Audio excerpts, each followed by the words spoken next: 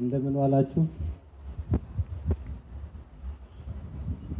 ክቡር ፕሬዝዳንት አረጋ ከበደ፣ ክቡር አፈ ጉባኤ ፋንቱ ተስፋዬ፣ ክቡር ጀነራል አበባው ታደሰ የጦር ኃይሎች ምክትል ኤታማዦር ሹም፣ ክቡር ከንቲባ መሐመድ አሚን፣ ክቡራን የፌዴራልና የክልሉ መንግስት የስራ ኃላፊዎች፣ የተወካዮች ምክር ቤት እንዲሁም የክልል ምክር ቤት አባላት፣ ክቡራን እና ክቡራት በወሎ ኮምቦልቻ ሀገር አቀፍ የኢንዱስትሪና የፋይናንስ ኤክስፖ ተሳታፊዎች፣ የተወደዳችሁ የፍቅርና የውቦች መፍለቂያ እንግዳ ተቀባይ የሆነችው የኮምቦልቻ ከተማና አካባቢው ነዋሪዎች፣ ክቡራትና ክቡራን፣ ከሁሉ አስቀድሜ ኢትዮጵያ ታምርት እኛም እንሸምት የንቅናቄ መድረክና የዚሁ አካል የሆነው ወሎ ኮፍ የኢንዱስትሪና የፋይናንስ ኤክስፖ 2017 መርሃ ግብር ላይ ለመታደም እዚህ የተገኛችሁ በየደረጃው ያላችሁ የመንግስት የስራ ኃላፊዎች፣ የአምራች ኢንዱስትሪ አልሚዎች፣ የልማት አጋሮች፣ የፋይናንስ ተቋማትና የአካባቢው ነዋሪዎች እንኳን ወደ ውቢቷ ኮምቦልቻ በሰላም መጣችሁ፣ እንኳን ተገናኘን ለማለት እወዳለሁ። ዛሬ በጠዋት የገበታ ለትውልድ አንዱ አካል የሆነው ሐይቅ ሪዞርት ለመጎብኘት የሆነ ነበርና ፕሮጀክቱ ለአካባቢው ለኮምቦልቻም፣ ለደሴም፣ ለደቡብ ወሎም፣ ለሰሜን ወሎም፣ ለአፋር ክልልም ትልቅ መነሻ ማረፊያ አካባቢ እንዲሁም በውቡ የሐይቅ አካባቢ እየተገነባ ያለ ስለሆነ ፕሮጀክቱ እዚህ እንዲደርስ የደቡብ ወሎ አስተዳደር፣ የደሴ ከተማ አስተዳደር፣ የሐይቅ ከተማ አስተዳደር፣ የኮምቦልቻ ከተማ አስተዳደር እንዲሁም የአካባቢው ማህበረሰብ ላደረገው ድጋፍ እንዲሁም የሀገራችን ዕውቁ ባለሀብት አቶ በላይነህ ክንዴ ሌት ተቀን በመስራት እዚህ ላደረሱት ስናየው በጣም ተስፋ ሰጪ ለመጠናቀቅ የተቃረበ ምናልባትም በተወሰኑ ወራት ውስጥ አጠናቀል አገልግሎት የምናቀርበው ስለሚሆን ይሄ ለላሊበላም፣ ለአክሱምም፣ ለሁሉም አካባቢያችን ለጎንደርም አንድ ትልቅ የቱሪስት መዳረሻ የህዝብ መዝናኛ ትልቅ ስጦታ ነውና ይህን ላበረከቱ እንዲሁም ሀሳቡን ላቀረቡት ክቡር የፌዴሪ ጠቅላይ ሚኒስትር ዶክተር አብይ አህመድ ምስጋና እንድታቀርቡልኝ እፈልጋለሁ። ኢትዮጵያ ታምርት የሚለው መሪ ቃል የኢትዮጵያን ማንሰራራት ከሚያበስሩት መሪ ቃሎች አንዱ ነው። ኢትዮጵያ ባለብዙ ጸጋና ባለብዙ እሴት ሀገር ናት። ባለብዙ ጸጋና ባለብዙ እሴት የሆነ ሀገር ደግሞ ዋና መታወቂያው አምራችነት ነው።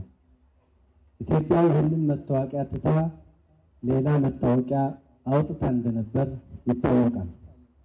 መታወቂያዋ ድህነትና ኋላ ቀርነት፣ መታወቂያዋ ጦርነትና ግጭት ሆኖ እንደነበር ሁላችንም የቅርብ ትዝታ ነው። አሁንም ለመሻገር ጫፍ ላይ እንዳለን ሁላችንም እናውቃለን። ኢትዮጵያ ታምርት የሚለው ተነሳሽነት ይህንን የተሳሳተ መታወቂያ በአዲስ መታወቂያ የመቀየር ስትራቴጂ ነው።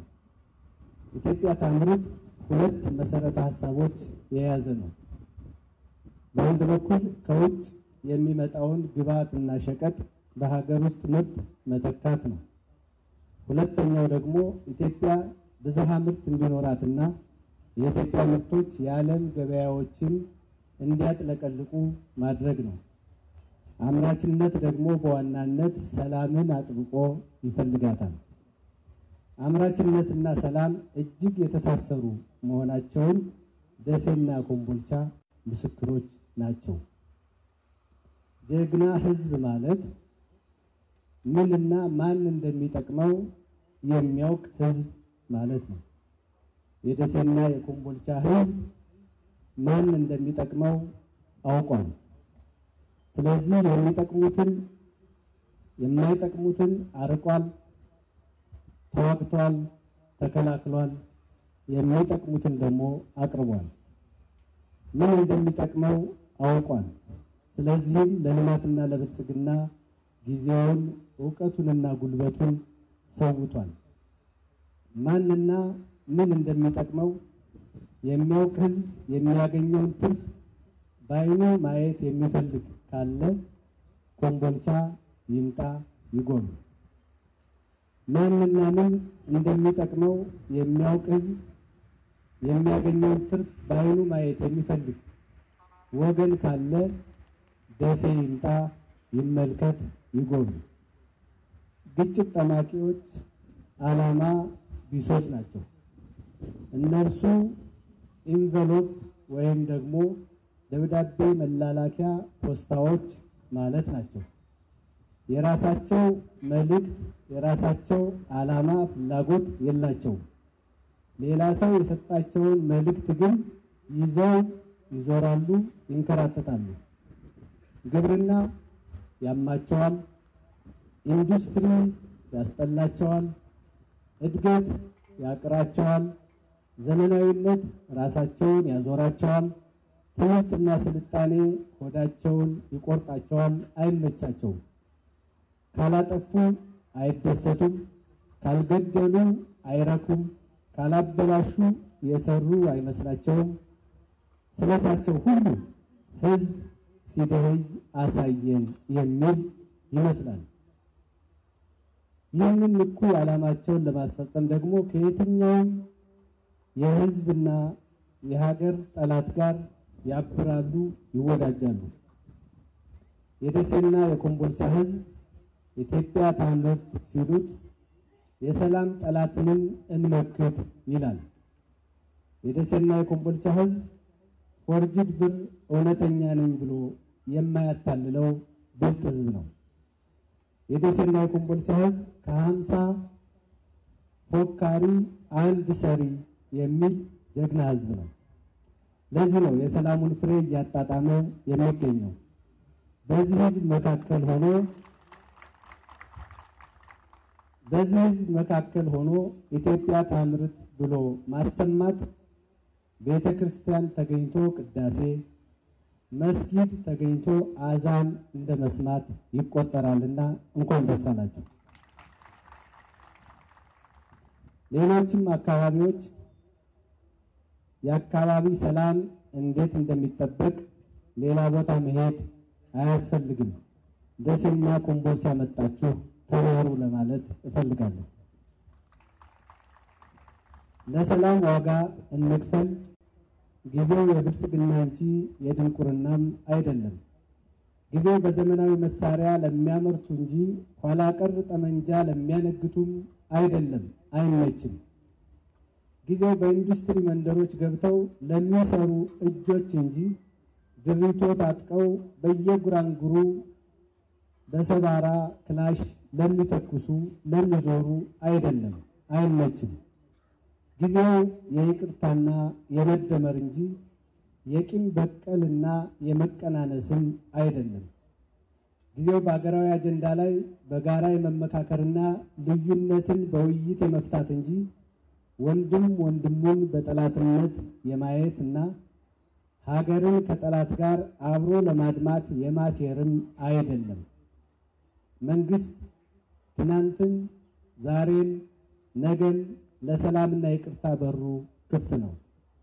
የሃይማኖት አባቶች፣ የሀገር ሽማግሌዎች፣ ታዋቂ ግለሰቦች፣ የንግዱ ማህበረሰብ አባላት፣ ምሁራን፣ ወጣቶች፣ ሁሉም የክልላችንና የሀገራችን የህብረተሰብ ክፍሎች ለክልሉ እድገት፣ ለሀገር እድገት ደንቃራ የሆኑ ተሽሎክላኪ ኃይሎች አሁን ከያዙት የጥፋት መንገድ ተመልሰው በይቅርታና ምህረት ከህዝባቸው ታርቀው አሉን የሚሏቸውን ጥያቄዎች ካሉም በኢትዮጵያዊ ጨዋነት በሰላማዊ መንገድ እንዲያቀርቡ ያላቸውን አፍላ ጉልበት ለሀገራቸውና ክልላቸው እንዲሁም ወገናቸው ልማትና ብልጽግና እንዲያውሉ በዚህ አጋጣሚ ጥሬን እያቀረብኩ መንግስት መቼም ቢሆን የሰላም በሩ ከፍቶ የሚጠብቃቸው መሆኑን በዚህ አጋጣሚ በእናንተ ፊት ለማረጋገጥ እወዳለሁ። በኩል የጥፋት ዓላማ በስተት ተሰልፈው የነበሩ ተጸጽተው ህዝባቸውን ለመካስ በሰላም የገቡ አካላት በሰላም መግባታቸው ብቻ ሳይሆን በርካቶች ከክልሉ የአስተዳደር የጸጥታ አካላትና ሰላም ወዳዱ ህዝብ ጋር ለሰላም ሌት ተቀን ለሚተጉ ምስጋና እንዳቀርብ ይፈቀድልኝ። የሰላም ጥሪውን ረግጠው አሁንም እየተሽለኮለኩ የህዝባችንን ሰላም የሚያውኩ ማህበራዊና ኢኮኖሚያዊ ልማት የሚያስተጓጉሉ ላይ የጀመርነውን ህግ የማስከበር እርምጃ አጠናክረን የምንቀጥል መሆኑንም በዚህ አጋጣሚ ለማረጋገጥ እወዳለሁ። በመጨረሻም በጊዜያችን እንወቅበት፣ በዘመናችን እናምርትበት እላለሁ። ጊዜው የማረሻ እንጂ የመተኮሻ አይደለምና፣ ጊዜው የማምረቻ እንጂ የመሻኮቻም አይደለምና፣ ጊዜው የጫካ ፕሮጀክት እንጂ የጫካ ተኩስ አይደለምና፣ ጊዜው የኢትዮጵያ ብልጽግና እንጂ የድንቁርናም አይደለምና፣ ጊዜው ሰርቶ አምርቶ የመለወጥ እንጂ የሰው ሀብት የመቀማት እና ሳይበሉ የመጥፋት አይደለምና፣ ይሄ ደግሞ የደሴና የኮምቦልቻ ህዝብ ይሄው በተግባር ዛሬ አረጋግጦልናልና በጣም በኢፌዴሪ መንግስትና በራሴ ስም ማመስገን እፈልጋለሁ።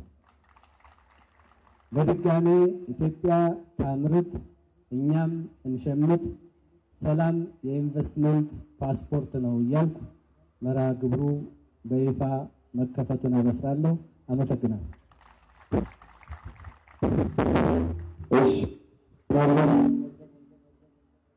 እሺ፣ እናመሰግናለን። ክቡር ምክትል ጠቅላይ ሚኒስትር